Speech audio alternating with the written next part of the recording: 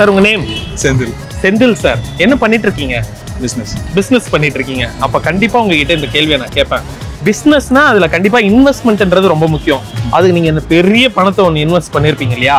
இந்த பண விஷயத்துல உங்களை யாராச்சும் ஏமாத்திருக்காங்களா உங்க லைஃப் டைம்ல? அட என்ன போய் இப்படி ஏமாத்திட்டாங்களே, நான் எவ்வளவு நல்லவன் தெரியுமாடா அப்படி நீங்களே உங்களை நினைச்சு ஃபீல் பண்ணிருக்கலாம்.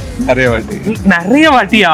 அண்ணா நிறைய வாட்டி ஏமாந்து எப்படி நான் இவ்வளவு தைரியமா சிரிச்சிட்டு இருக்கீங்க? எந்த ஒரு விஷயத்துல ஏமாந்தீங்க? என்னால மறக்கவே முடியலப்பா. இது எனக்கு சிரிப்பாவும் இருக்கும் நினைச்சா, இல்ல கோவம் வரும், இல்ல என்னால மறக்க முடியாத ஒரு சின்ன காயமா இருக்கும் அப்படின்னு நினைக்கிற மாதிரி எதா இருந்தாலுமே சொல்லுங்க. இல்ல, ஒரு வாட்டி பாம்பேல வந்து ஒரு பிசினஸ் விஷயமா போயிருக்கும் போது எமர்ஜென்சில அர்ஜென்ட்டா வந்து அப்பெல்லாம் ஃபிளைட்ஸ்லாம் கிடையாது. இது எமர்ஜென்சியா வந்து டிக்கெட் போடுறதுக்கு இருந்த காசை வந்து கொடுத்து டிக்கெட் போட சொல்லி ஒரு ஏஜென்ட் கிட்ட கொடுத்தான். ஓகே, அவன் அப்படியே காசு எடுத்துட்டு அப்படியே போயிட்டான்.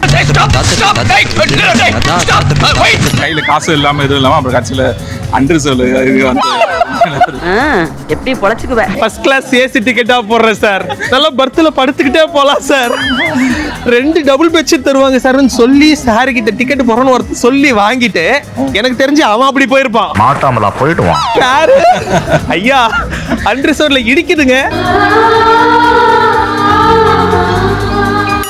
இது உங்களால மறக்கவே முடியாதுல்ல சார்?